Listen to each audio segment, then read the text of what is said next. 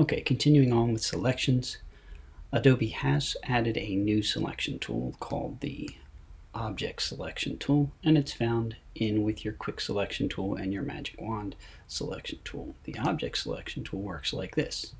If you have an object that you want to select, you simply draw by clicking and dragging a rectangle over the object, release, and then Photoshop will try to find the edges of that object for you. Now you can see this worked fairly well, but there's still some stuff up here that it missed for me.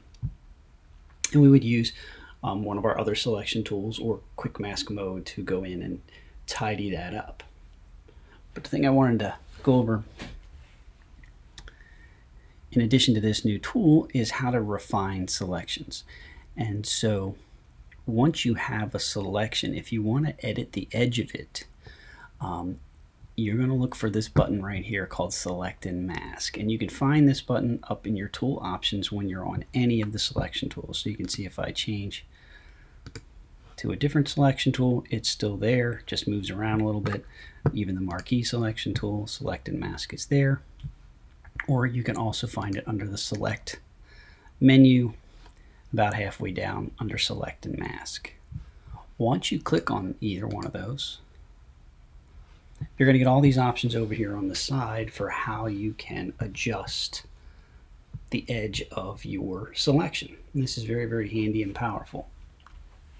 First thing you want to do is figure out how you want to see the edge of your selection. So you have a bunch of different views here, and they're not changing anything about the selection, just how you're actually seeing it. So go for overlay, on black, on white, black on white. I find this is one of the most useful ones because you can really see what the edge is doing. So I'm going to go ahead and leave it on that one.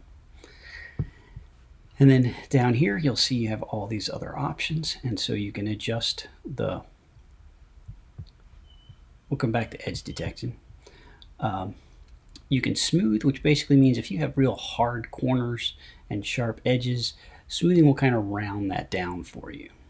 Don't really need that on this particular object.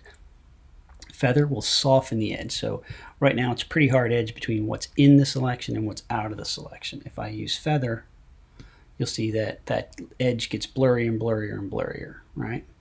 You almost always want to use a little bit of feather, especially when you're trying to cut a subject out and move it to another place. That way that little bit of edge blends in with the new background that you're taking it to. Contrast sort of does the opposite of feather. It sort of hardens everything up, hardens all your edges up.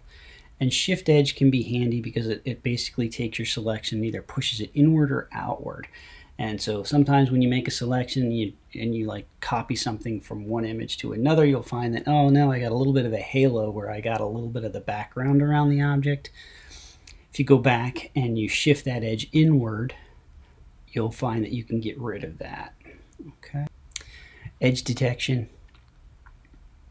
If I come in and click on an area, Photoshop's going to try and redefine that edge for me based on a radius that I have set up.